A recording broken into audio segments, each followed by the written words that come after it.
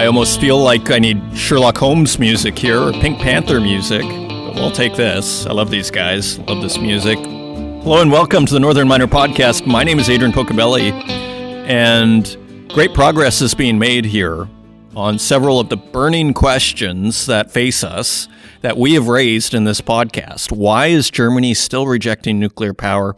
The pieces of the puzzle don't really seem to fit together. We have some insight from a recent article in the Financial Times. We're going to discuss that. We also have answers or clues, shall we say, on what's going on with these mega mining companies, the top mining companies having these terrible PEs or very low valuations with very high dividends. I mean, they remind me of the oil stocks during COVID. During March 2020, when Exxon was trading at $30 a share and like 11 or 12% dividend. That was a buy, if I'd ever seen one. Is it the same situation here? So Rohan Reddy, our featured guest, gives us some insight on that, because that is just something I just don't understand. I thought, as I was telling him, I thought we were in a commodities bull market. Well, what is going on with these stocks? And they actually look good, but the PEs are so odd.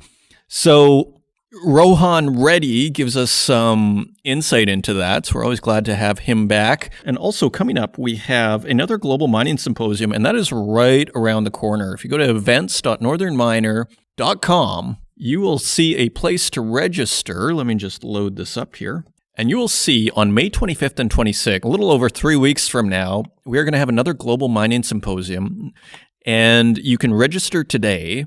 I recommend you do that sooner rather than later. And also, we're going to have a speaker series with Pierre Lassonde in Toronto. Don't forget the gourmet lunch that I love to describe here. And register now to get your ticket. It is $85. Okay, so do not miss the Mining Legends speaker series on June 8th with Pierre Lassonde. The last one sold out. You don't want to miss this. It'll be a networking opportunity of networking opportunities. If you are in the gold or precious metals or mining industry, you're going to get all the exciting people in Toronto gathered together, and maybe from other cities too. And other than that, I mean, let's take a look at the markets here. I mean, what a week. What a few weeks. I mean, it's funny how the sentiment has shifted, and people are down on gold, except for, you know, who's not down on gold? Gareth Soloway, our technical guy from 3 or 4 weeks ago. He is still bullish. I mean, gold is down at $1,862.20 per ounce. He said he's still not buying. He's waiting till between 1820 and 1850, and then he will buy. He said he's buying silver here. Pretty interesting. Bonds knocking on the door of 3%. I think yesterday they were just briefly above 3% intraday. You know, markets continue to look terrible. Oil still above $100 a barrel. You got West Texas at $104, Brent at $106. And so, yeah, I mean, it seems, again, like it's like the best thing going for the stock market right now is the fact that so many people are cashed up right now. But it still seems like it's going to go lower anyway. But let's see. I mean, sentiment is terrible. Again, everything is kind of setting up, if you're a contrarian, to really look at, I mean, we put it all together. The dollar arguably has gone parabolic. Sentiment is terrible. This is a setup for things to go higher. But I guess, lest we forget, we have the Fed meeting today where they are expected to announce a 0.5% rise in interest rates. So we don't have that information yet, but it's right around the corner. And so by the time you listen to this podcast, it'll probably be announced. So if you just looked at it purely objectively from a contrarian perspective, it looks like the dollar needs to come back down. It looks like stocks are a bit of a different story because they're starting to break certain technical resistances. So you could argue, yes, they're cheap on one hand. Yes, sentiment is terrible, but they are breaking, you know, certain levels. So maybe that's more of a muddled picture. But I do wonder, with all this money on the sidelines, you know, if things start to look better, they could move up pretty quickly. Let's put it that way. So again, Gareth Soloway has a $2,400 target for the year on gold. So he is sticking with that, and he likes what he sees. So that's pretty cool. So, a wonderful show ahead of us. And we also have Dan Noon from G2 Goldfields coming up for our CEO Spotlight. And he talks about working in Guyana. And it sounds like a fairly good jurisdiction from how he describes it. Yeah, so that's a pretty interesting interview that we have coming right up right now. So if you want to find us online, you can find us at northernminer.com. You can find us on Twitter at Northern Miner. You can find us on Instagram at The Northern Miner and on Facebook, LinkedIn, and YouTube, where we also host these podcasts and wherever podcasts are available, including Spotify, Apple Podcasts, Stitcher, and SoundCloud. And with that, let's turn to Dan Noon, CEO of G2 Goldfields. Joining us in this week's CEO Spotlight, I am very happy to welcome Dan Noon, CEO of G2 Goldfields. Dan, welcome to the program. Thanks very much, Adrian. It's a pleasure to be here. Well, it's a pleasure to have you. So tell me about G2 Goldfields. What are you guys doing? What are you excited about? G2 Goldfields is a junior mining company listed on the Toronto Stock Exchange with the symbol GTWO.V. And we have projects in Guyana, and we have a high-grade gold deposit called the Oko deposit, and we recently put out a maiden resource estimate.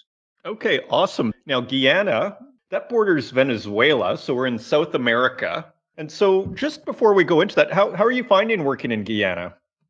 Guyana is a great mining country. It's got a long history from the 1870s gold rushes through till now. It's a continuation of the Greenstone Belt from Venezuela. It comes through Guyana, Suriname, down to northern Brazil. It really is the western half of the West African Shield, where there's been discovered over 300 million ounces, and it's underexplored. So we now have companies like Barrick and Newmont focusing on the Guyana Shield because it's where they believe they can find the next tier one asset. Yeah, and it's all about finding those big deposits. Okay, so tell us about the Oko project in Guyana. What are you finding there? Well, the Oko Aramu district is a high-grade vein district, first discovered back in the 1870s. We have 17 kilometres of strike length along that under concession. We've drilled the Oko main deposit. We started drilling at the end of 2019, and we recently put out our maiden resource calculation, which has 974,000 ounces at 9.25 grams per tonne gold inferred and 220,000 ounces at 8.63 grams per tonne gold indicated. And these are hosted within 3 coherent shear zones, which are numbered shears 3, 4, and 5, and they're open to depth, and shears 4 and 5 are open along strike. So we may say it was a bit premature to put out our initial maiden resource, but we wanted to put a marker down, to show that we've got more than 1 million ounces there. And more importantly, that this is a deposit that's a higher grade. It's higher than 8 grams a tonne, which in Northern Ontario has always been a good mine, no matter what the gold price. Yeah, that does sound very high grade. Now, what you've found so far, do you feel like you have a good idea of what's there, or are you just getting started? Kind of where are you on this kind of discovery process? Okay, well, basically, to date, our deepest hole is 350 metres in shear 3. And that shear 3 is 900 metres long. It's down to 350 metres. It's open down plunge, as are shears 4 and 5. And the deepest holes we have into these shears, like I said, shear 3, the deepest intercept is 14.3 metres at 8.2 grams a tonne gold. And the deepest intercept in shear 5 is 4.2 metres at 37.2 grams a tonne gold. So these are open down plunge. They're hosted within the actual planes of F3 folding, so wide open. And our next phase of drilling here with 3 rigs is to take the depth down to twice as deep, down to 750 to 800 metres, with the idea of putting out an updated resource calculation at the end of the year. Okay, excellent. And you mentioned tier 1 before, and this term does get thrown out a lot, but do you think you have something that could be a tier 1 deposit? Most definitely in the district. So basically, we're just starting here. And like we say, it's probably early days to put out a resource, but we believe a tier 1 asset is, according to Barrick, is 5 million ounces that can do 500,000 ounces a year. Now, generally in an orogenic system, you'll need 2 or 3 deposits along trend to be able to get to that 500,000 ounces a year. That's probably harder than 5 million ounces. But so we believe that. We actually have 17 kilometres of trend here. We've just recently put 11 drill holes into Oko Northwest, which is 3.5 kilometres to the northwest of the Oko main zone. We're also currently drilling up at the Aramu mine trend, which is a 4-kilometre long trend with a series of high-grade veins historically mined along there. So besides the Oko main, which we're taking to depth, and also exploring for parallel shears, we believe we should be able to find another deposit like the Oko main within the 7 distinct target areas that we've defined to date. Okay, excellent. And I really appreciate how you mentioned Mark Bristow, because he did seem to come up with the term, and then people use it all sorts of ways just to mean basically a great deposit. But you're absolutely right with your definition there. So that sounds pretty impressive. When is the maiden resource? Have you put it out yet, or it's about to come out? No, we put it out about 10 days ago. So that's really what we've been talking about to the street for the last 10 days and continue to. We've got a site visit coming up on the 11th of May with fund managers. So we're starting to get noticed by fund managers and by brokerage firms. We currently don't have any coverage, but we expect that to start coming shortly. There's a number of banks who've indicated that they'll start coverage. So we think this is a real turning point for the company, a maiden resource. We'll start to get coverage from the banks. We'll start to get greater exposure. So there's a lot to happen this year. And we'll obviously we'll be putting more rigs out on site to do a lot more drilling, which will generate a lot more news. I was about to ask. So you got the maiden resource. Now let's shop it around and show, or at least tell people about it so that they can learn what's going on here, which again, it sounds quite large. And so what is the roadmap looking out then, say 6 months, 12 months, or a couple of years? Like, in a sense, like, do you hope to develop a mine? Where do you see this going? Or at least where do you hope to see this goes? Well, the team that is G2 Goldfields was a team that was Guyana Goldfields, discovered that deposit, took it through feasibility, financed it, built it, and that was 6.5 million ounces. Now, that was a 10-year process, and we don't really want to do that again. We think Guyana has developed enough that as we move the project forward, we'll be able to find another company who will want to mine it for us. And basically, we do a transaction where we take their shares and we get bought out by someone else. But we see this as being an asset which will be seen to be highly profitable and will fit into many companies' pipeline moving forward. So we think there'll be a number of opportunities to sell the project as we move forward. And we've certainly had interest from a number of corporates to date. Another aspect, like, I think investors go, okay, this is sounding good. But back to the Guyana issue, how is it from a governmental perspective? Are you comfortable? Do you have good relations? People are always concerned in this, increasingly. I mean, we saw Mexico just nationalize lithium. How are you feeling in Guyana?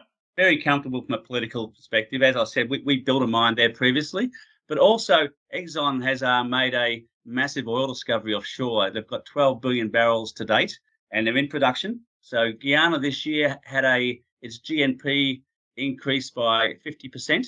Next year will be 28%, fastest in the world.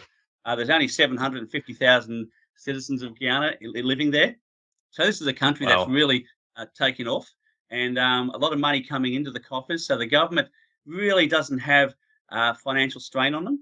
The gold sector has historically been the main producer of taxes for the government, but now it's completely oil. Not completely, but obviously, majority of the taxes is coming from the oil. So we're starting to see infrastructure builds out into the interior. We think it's a great thing for the mining industry down there, and we always like Guyana as a district to work in. We think it's only going to get better. That sounds fantastic. So boiling it all down as we wrap up here, what is the sell to investors? Is it a huge mine, high grade, good political jurisdiction? What is the sell? The sell is it's a high grade deposit that will be extremely profitable. We also, between now and the end of the year, we plan to double the depth of the mineralisation on the Oko main zone, whilst continuing to explore the other 7 targets that we have within that 17 kilometres. So a lot of news flow, big opportunity for the company to grow rapidly here and release value. So over the next 12 months, we see a lot of value being released and hopefully reflected in the share market. Excellent. Well, Dan Noon, CEO of G2 Goldfields, thank you for joining us. It sounds like a wonderful project that you have going on in Guyana. Thanks very much, Adrian. And thank you again to Dan Noon, CEO of G2 Goldfields. And you can find them at g2goldfields.com. And turning to the website, I'm going to start with this Financial Times article, Why Germany is Resisting Calls to Ease Energy Crunch by Restarting Nuclear Power. And this does go a little ways towards explaining what we were trying to figure out in an earlier episode. Okay, let me begin. It sounded like a fair question. With sanctions against Russia likely to disrupt Germany's energy supply, why, asked MP Mark Bernhard, couldn't Berlin just restart its mothballed nuclear power stations? Quote, if we reactivate the 3 plants that were switched off last December, they could, together with the 3 that are still operating, replace all the coal we import from Russia, or 30% of the Russian gas. End quote. The Alternative for Germany MP told Olaf Scholz, Germany's chancellor, in the Bundestag earlier this month. This is another thing. Like, if the center doesn't grab the nuclear issue, the right, and I mean, AfD, Alternative for Deutschland or Germany, I mean, some people would consider it extreme right. Let's call it hard right, because I'm not looking to make a political statement here. I'm looking to describe it as best as possible. We'll call it the hard right. And Scholz's answer to Mark Bernhard was, quote, if the world were as simple as you make it out in your question, we'd have a very good life. Well, it's not much of an answer, though, is it? I mean, it doesn't disprove anything. But this article goes further. Yet Bernhard is far from alone in raising the issue. Germany decided to phase out nuclear power after Japan's Fukushima disaster in 2011, and the last reactors were due to be shut down at the end of this year. But with EU sanctions now being imposed on Russia's coal, and some demanding an embargo on its oil and gas, there are growing calls to plug the resulting energy gap with nuclear power. The government says it will not change its position. It cites technical reasons, but the biggest argument could be political, especially for the Greens, who control the economy ministry. Quote, it would be suicide for the Greens to say we were wrong about nuclear power, end quote, said Thomas O'Donnell, a Germany-based energy analyst and nuclear physicist. Quote, so they're forced to continue with the old battle plan, end quote. Could you imagine if that's true? That they're just basically, it's politically untenable? But what I think is like, say like my girlfriend, for instance, her power bill went up 120 euros a month, which is close to $180 Canadian a month. And you know what? The German middle class doesn't make as much as North America's middle class. So that's a lot of money for a lot of people. And what else is interesting is some of them don't even really see it until halfway through the year or whenever they get their annual power bill. Anyways, my girlfriend just got the notice. So isn't this interesting here? Because they're saying politically the Greens can't go back on what they've been preaching for the last 10 years, but I would say politically they're running a very dangerous game here if people are paying that much more per month. Now, as far as it being more complicated, Germany's high dependency on Russian gas is particularly great in heat generation and in industry. Yet nuclear power plays no role in either. And this is interesting as well because we all, people who are not experts in this, including myself, we all go, oh, we'll just turn on the nuclear power and it'll solve all your electricity needs. But here they're saying nuclear power does not produce heat generation and is not useful for industry. I mean, it's a little hard to believe, but that's what they say. The 3 plants that are still in operation don't make much of a contribution to Germany's energy balance. They have an installed capacity of just 4.3 gigawatts and supply on average about 30 terawatt hours of power per year, just 5% of Germany's total electricity production. Quote, there are some individual wind farms on the drawing board that have more than 4.3 gigawatt capacity. So they're basically saying they don't produce that much power. So, okay. And then there's the legal issues. Any decision to prolong their lives would require a new comprehensive risk assessment. And according to the government, the risk associated with nuclear power have grown. Witness the danger posed to critical infrastructure by cyber attacks. And then there's this issue about who is supplying the uranium. Now, I had talked about the uranium, and then remember we had, I think his name was TBCIV on YouTube comment saying, actually, Russia doesn't give the uranium, because I was saying, oh, well, they're just switching natural gas for uranium, so maybe they're just saying, what's the point in that? And then TBCIV said, well, actually, it comes from somewhere else, and it's refined in Russia. And so we hit that here. The 3 existing plants have no fresh uranium fuel rods that would allow them to continue operating beyond year end, the government says. So they don't have any more fuel rods.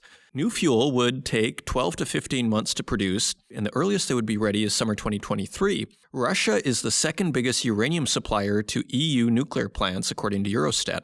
So I was kind of half right here, that actually Russia is a big uranium supplier to nuclear plants, but TBCIV had a point that it's the fuel rods are coming out of Russia as well. So Schultz referred to the issue in his duel with Bernhard, saying if the current reactors' lives were extended, quote, you would need new nuclear fuel, which just isn't freely available, end quote, the chancellor said, adding that nuclear reactors were not like cars that you just fill up when they run low on fuel. And this speaks to Rohan Reddy's interview that's coming up here, because he says, when I asked him what is he most bullish on, spoiler alert, he said uranium.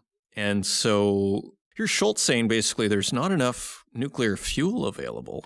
Now, finally here, the operators, the nuclear power plant operators also have an issue. The companies have made it clear they have no appetite to keep the plants going. Frank Mastiot, chief executive of NBW, which operates Neckarwestheim 2, a German nuclear power plant, told the Financial Times a life extension beyond a few weeks, quote, is not possible with the technical setup we have today. Adding, quote, we have no legal framework whatsoever to run it 1 minute into the year 2023. It's beyond our control. So it sounds like there's a bit of a legislation issue here, right? Continuing on, E.ON, which operates ISAR 2, takes a similar view. Quote, there is no future for nuclear in Germany, period, said Chief Executive Leo Birnbaum. It is too emotional. There will be no change in legislation and opinion. But you see, like, he's saying there's no future, but when he says why, it is too emotional. You know, when I mentioned nuclear to my girlfriend, for instance, you know what the first word she said to me? Chernobyl. And I think a lot of people feel that way. It's just like, it's to Leo Birnbaum's point. It's just like, well, look at what happened with Chernobyl. And they don't want to see that happen here. The operators have also made clear that if an energy emergency arose and the governments forced them to restart the plants, they would insist it assumed all risks and costs. Quote, they're not prepared to encumber their shareholders with the disaster risks, said one official. But that kind of blank check could prove impossible for any chancellor to take on. It's like they can't get the insurance, because if something goes wrong, they're going to be held financially liable. Quote, the problem is the operators just don't trust the government, said O'Donnell. To restart plants, they would need, quote, political guarantees that nuclear will continue to be legal in Germany, end quote, and the policy would not be reversed again in the future. A tall order for any government. So you see how bureaucratic and how everything is just getting tied in knots. And it really, like, is this coming down to insurance? Is this coming to liability? You know?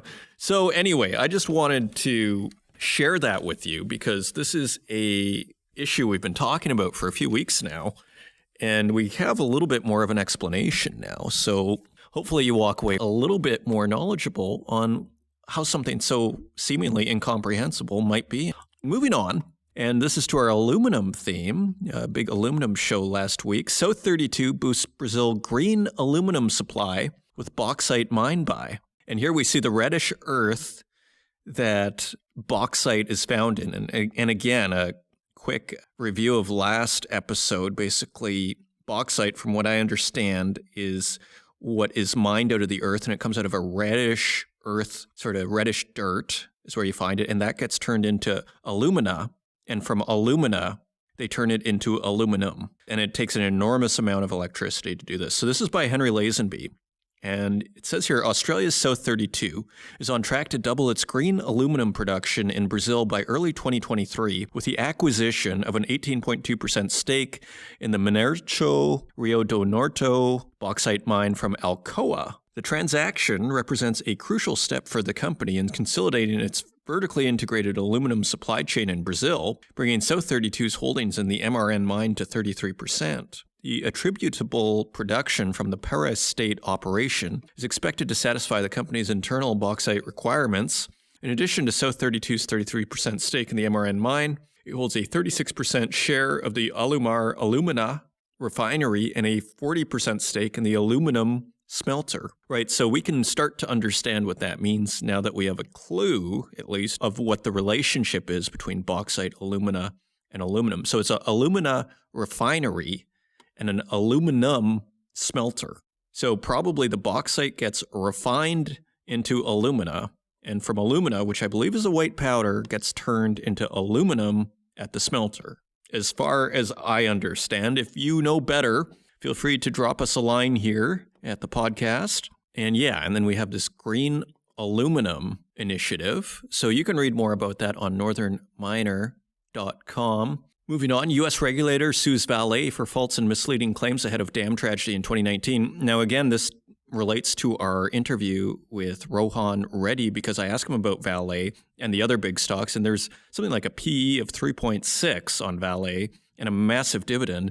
Maybe this also helps explain it. It's by Naimul Karim. The U.S. Securities Exchange Commission has charged Vale SA with making, quote, false and misleading claims about the safety of its dams ahead of the January 2019 collapse of its Brumadinho Dam in Brazil, which killed 270 people. In a complaint filed in the U.S. District Court in New York, the SEC said. According to the SEC's complaint, the mining giant, quote, manipulated multiple dam safety audits, obtained numerous fraudulent stability certificates, and regularly misled local governments, communities, and investors about the safety of the dam since 2016. Furthermore, the complaint alleges that Vale knew, quote, for years that the dam, which was built to contain potentially toxic byproducts from mining operations, did not meet the internationally recognized standards for dam safety. But Vale's public sustainability reports and other public filings assured investors that the company adhered to the strictest international practices, the SEC said. This is like quintessential greenwashing, isn't it? One of the world's largest iron ore producers, Vale denied the SEC's allegations, including the ones that claimed that its disclosures violated the U.S. law and said that it would, quote, vigorously defend the case. Quote, the company reiterates the commitment it made right after the rupture of the dam, and which has guided it since then to the remediation and compensation of the damages caused by the event. So, quite the mess over there. And just a few headlines as we close here. Glencore Hale's trading unit outlook cuts copper guidance. And this is by Cecilia Jamasmi. Miner and commodities trader Glencore touted on Thursday prospects for its trading unit, saying it faces another strong year as Russia's invasion of Ukraine continues to drive up prices of most commodities the company mines and sells. And again, and scrolling down a bit, Glencore shares traded above its IPO price for the first time since 2011. So Glencore is doing well. And finally, Sandstorm Gold buys 2 royalty firms for $1.1 billion. And they bought Nomad Royalty and 9 royalties in one stream from Basecore Metals. And a lot of people like the royalties because they don't have the same kind of risks, energy risk, jurisdictional risk, maybe a little bit. But a lot of people make the argument that they're a little bit more safer from the vicissitudes of the markets and of operational risk, we might say. And finally, Escondida holds top spot on the list of the world's biggest copper mine. And that is BHP's Escondida copper mine in Chile. And with that, those are your news stories. Now let's take a look at metal prices.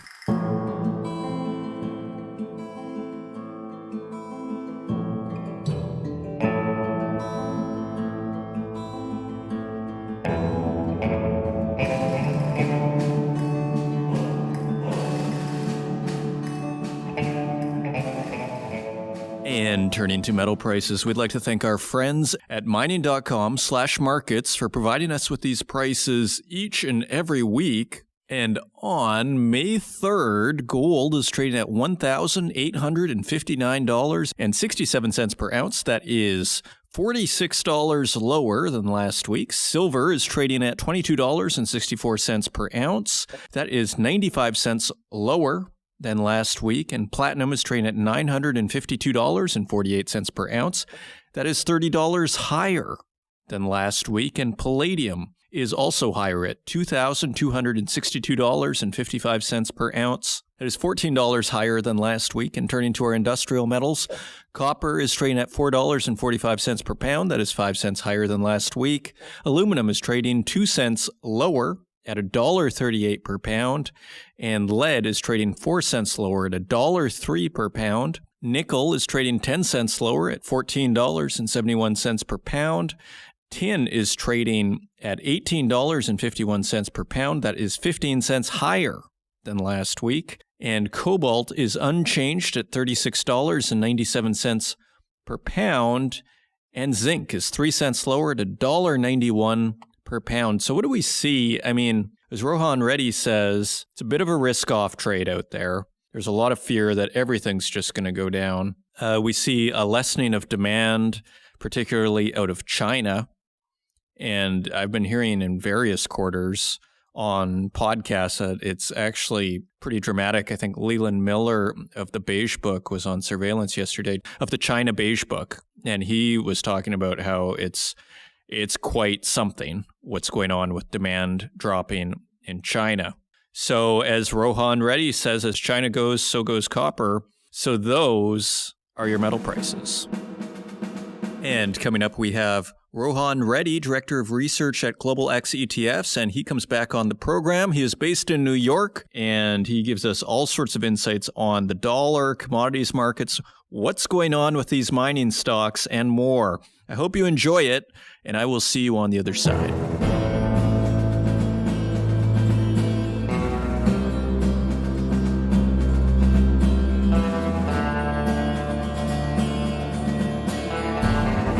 Joining us today, I'm very pleased to welcome back Rohan Reddy, now Director of Research at Global X ETFs. Rohan, welcome back to the podcast and congratulations on your promotion.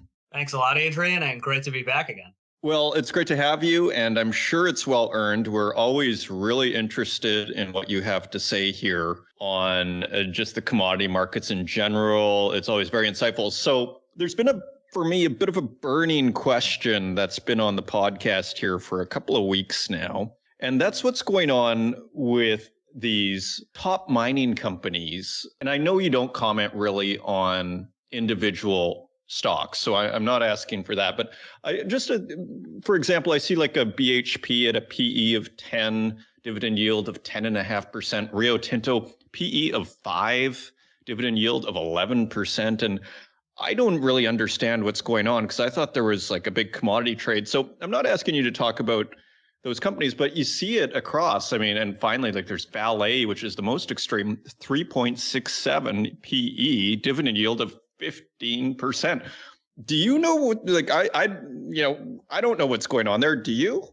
Well, I think some of it has been some of the issues we've seen recently with the Russia-Ukraine war and the fact that there is this political crisis that previously was priced into some of these stocks. But I think now a lot of these investors are coming to terms with the fact that that risk might be a little bit more enhanced than we've seen in the past, whether it's single property risk, whether it's legislation on the horizon. We've seen issues in South America, for example, with certain governmental changes that may necessitate terms with miners that may change, or whether it's nationalization risk or something along those lines. And then also, I think the other issue has been the big drawdown that we've seen. So BHP, for example, has dropped about 15% peak to trough over the past few weeks or so. And some of that is because of the COVID issues in China and the impact to the global economy. And if you're, like a copper stock, for example, China is about half of global copper demand.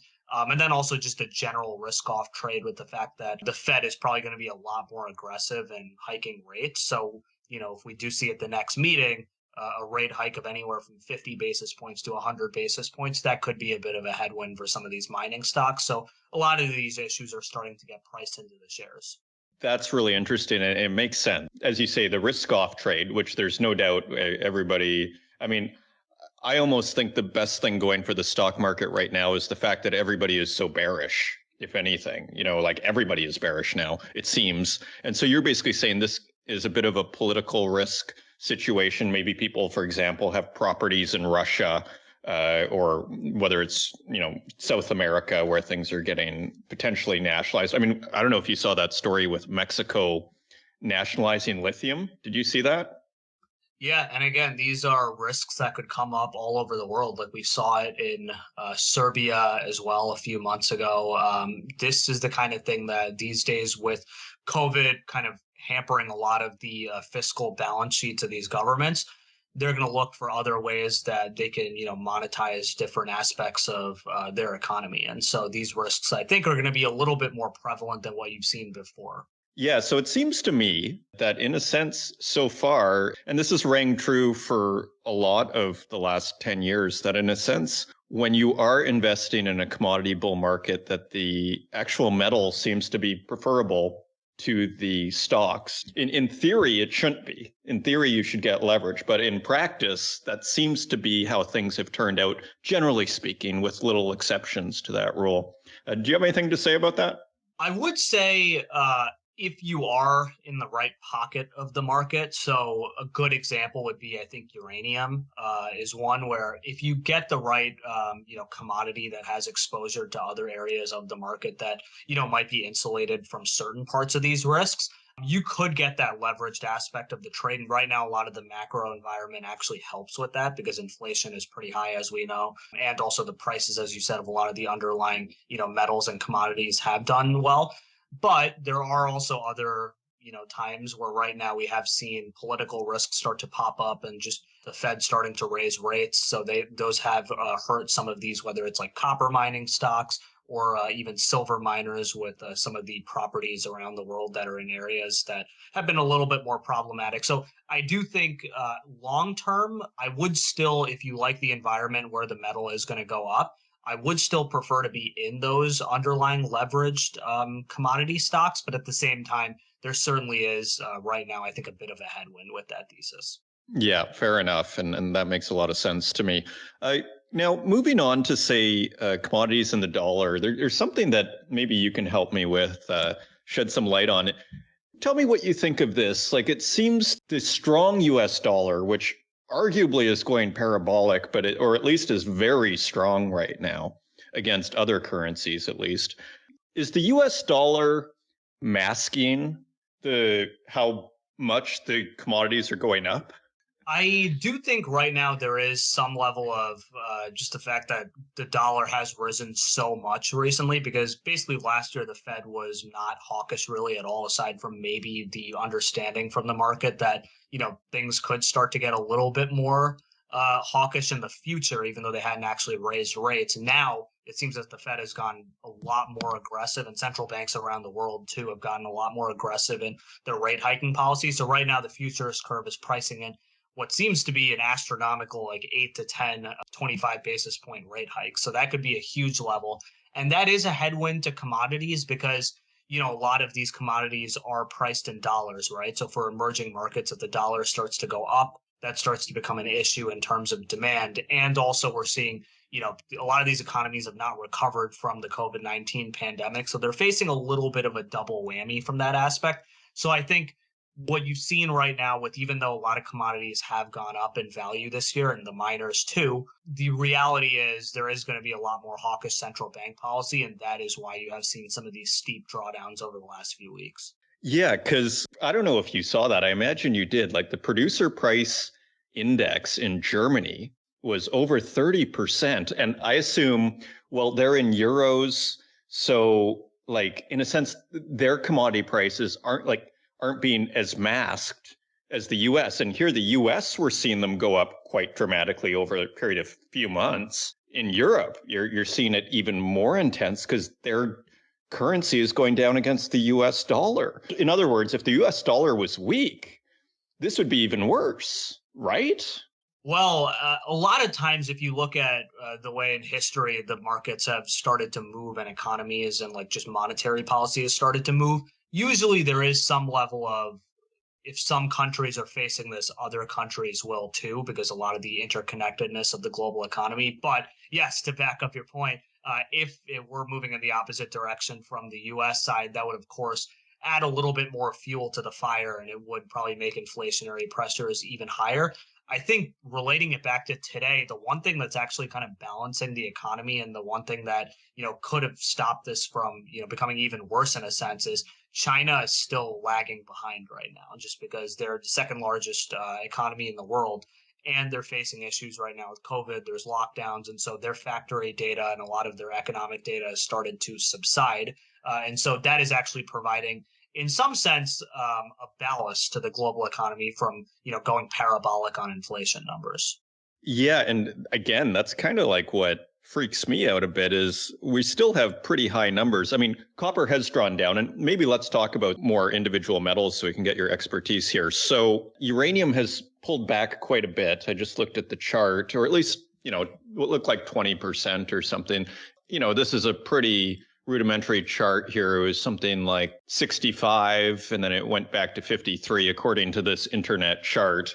So maybe at 20%. How are you feeling about uranium? I mean, you have a pretty good idea of that market. How are things going there? Yeah, this is still one where, It's going to be volatile up and down. We've seen that over the last few years, but this is really just a short-term pullback right now. I think at the end of the day, in these types of risk-off environments, uranium is going to follow in the short term, but long term, we still are very bullish on the prospects for uranium. I mean, a lot of the macro tailwinds going for it are with just adoption of renewable energies and these clean energies, and the fact that it is hard to move directly to solar and wind. And so uranium is a nice middle ground. And so, we have seen that even in Europe, there be even more support for nuclear power than there has been in prior years, whether it's stopping phase outs or just integrating nuclear power into energy plans and moving away from Russian fossil fuels and natural gas. So right now we are seeing a lot more momentum for uranium than any issues that have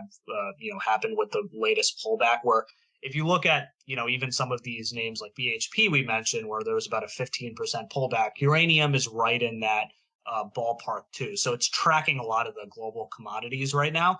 But we still do envision that in the long term, there is going to be demand for electricity. There is going to be demand for nuclear power. And a lot of the nuclear power plants that are being built are from large population centers like China and India. And once you start to get those plants off the ground, that is something that proves to be a long-term benefit for the market.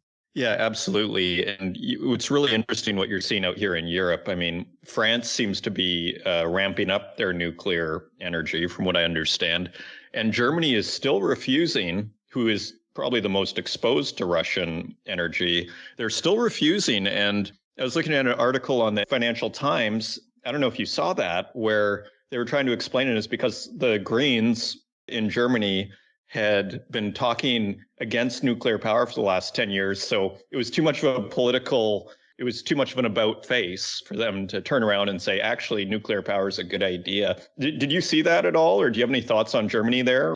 Yeah, it's something where if you were to have asked me just before the Russian-Ukraine war that happened, I think we all could have seen the writing on the wall that there would have been sanctions that would have come up and just a heavy reliance on Russian natural gas. Like 40% of all of the EU's energy comes from Russian natural gas. So that is, major supplier risk. And when you add all these sanctions onto it, and the fact that a lot of these Western economies in Europe still need to be aligned against, some of the issues coming out of Russia politically, there was almost the writing on the wall that there was going to have to be an about face and a change in some of the energy policies. What I was a little fearful of is whether this was going to move more towards something like a coal, where it's cheap, it's very well defined, and you can kind of turn it on and off pretty quickly, and that it wasn't going to go towards other sources like nuclear power. But again, a nice middle ground. I think this is where, even if you're in the Greens or opposed to nuclear energy in Germany, the reality is a lot of the sensitivities around it have changed over the last few years. And so we do believe, and I think even Germany and other countries do believe in Europe, that this is an area where, at least for the short term, you can start to not phase out some of these power plants. But even in the long term, as long as you have a plan for it in place, it really does fit in well to the energy mix. Okay, excellent. And let's just tackle, if we can squeeze it in here, what else is going on in the energy mix. So oil, I haven't looked. Let me just take a look here. Oil is trading at $101 for West Texas, Brent crude 103. Any thoughts on the oil markets? Because I know you do study them somewhat. Yeah, a lot of it is tracking inflation, over the last few months and past year. And a lot of it has also been super supportive from OPEC policies, because they haven't really ramped up production quite as much as you would have expected. I still think there is some of the hangover from the last, 7-8 years of the major drawdowns in oil prices that happened. So they're being very prudent about how they raise production and how they basically get a little bit more aggressive with some of their production policies. So they are, legging this out over the course of, a number of months. And they really charted this from the beginning of COVID, that this was going to be a multi-year process for them in terms of getting production back to pre-pandemic levels. Now, what happens when countries like the United States and OPEC start to raise production? I think really it's going to fall on demand then to be, a lot more of a driver of oil prices moving higher. So even though the global economy looks very strong right now, some of the pullback that you've seen recently has been because of China, even though it hasn't been a sharp pullback, but it has been partially because of China. But what's really been driving this market right now is the fact that production really hasn't, ramped up to the level that you would have expected, even with triple digit oil prices. So ultimately that will start to happen. And when it does happen, there's going to be, I would say the emerging economies are really going to have to be the ones that step up to drive prices. But right now we're guiding investors and saying you rather would not play the actual commodity price itself because it has been swinging up and down from this $100 level quite a bit. So we do prefer pipeline stocks in that regard, just because they're going to benefit from higher production, whether it's in the US or Canada. Now, tell me about industrial metals. Copper looks like it's fallen out of bed. Do you think this is kind of, again, a result of this China and kind of risk-off trade for the most part? Exactly. Yeah. There's a saying in copper, as China goes, copper goes. And so we've seen that proved time and time again. And so, even though China was very dovish in their monetary policy, which was a bit of a change compared to some of the other central banks around the world, it hasn't been enough to kind of boost the economy just because there are these lingering credit issues in the real estate market and just the entire, banking system. And then they had this issue that came up recently with the lockdowns and the COVID issues. So you've seen that filter into economic data. And so that's why copper has been falling off quite a bit. I do think one thing that could start to drive prices towards the upside is if we do start to see, policies that are kind of negative towards some of the producers, whether it's in South America or other parts of the world, and they either renegotiate royalties or kind of change some of the terms that were there before from pre-existing governments. That could balance out prices a bit. But again, I think the real driver is going to be, number one, how does the dollar fare? We spoke about how the dollar has been pretty strong recently. That's also been hurting copper prices, but also, whether there is a recovery in China and how the GDP numbers and PPI numbers and factory numbers hold up from here, because that has been moving prices to the downside. But we do think, right now we are, I would say probably if you were to use a baseball analogy, in the seventh inning of this cycle. There is still a little bit of a ways to go for copper, whereas usually it does historically do pretty well late cycle. Yeah, I think I remember Jeff Curry, the Goldman Sachs commodities guy. I think he was super bullish on copper, at least in the mid to long term. Now, and just as we wrap up, gold and precious metals, some people are feeling kind of bearish that gold hasn't performed. Silver generally follows along for the most part. We had Gareth Soloway on a few weeks ago, and he's still super bullish. Where do you sit on all the gold trade? Yeah, gold has been, I think if you're a commodities analyst, probably one of the most frustrating commodities to analyze because it hasn't really performed exactly as you would have expected for most of this cycle, frankly. But I do think, number one, dollar being strong, and number two, the fact that there has been a lot of volatility in the markets. And the thing that adds a little bit of fuel to the fire is, it may sound a bit outside the box, but Bitcoin has also been taking a little bit of market share away from gold over the last few years. And so the fact that Bitcoin has been performing as a risk on type of investment over the last few months and, even past a year or so compared to what we've seen in the equity markets, you could start to see some renewed confidence in gold. And so I would say as an investor, there probably is a little bit more upside than downside risk in the gold markets right now, because if you look going forward, there's probably going to be somewhat of an economic pullback once we start to hit that peak cycle level. And for an investor, gold does look like a good place to park your money right now, combined with the fact that the dollar is pretty strong. So I would say as an investor, not maybe my top commodity pick, but certainly an area where you could see some upside. And final question very quickly, what is your top commodity pick? We still really like uranium a lot, even though it has pulled back a little bit recently. If you look at the past cycle when prices hit, $140 a pound, there's a lot of the same tea leaves and inklings that are happening right now. A lot of adoption of, nuclear energy and the fact that, we haven't seen supply really get to the point of being able to support demand. And a lot of these companies are still pretty conservative with some of their production profiles and just spending more on CapEx. So I still think right now, if you're an investor moving into the next even like 1 to 3 year horizon, uranium would still be my top pick right now, just because it's got a lot of the like secular tailwinds of moving away from fossil fuels and into a cleaner power source like nuclear energy, but also supply really is not keeping up right now. And it does take a longer amount of time compared to other commodities to bring some of that production online. Fantastic. Okay, I know you need to go, Rohan. Thank you for joining us once again on the Northern Miner Podcast. This is Rohan Reddy, Director of Research at Global X ETFs. Thanks a lot, Adrian.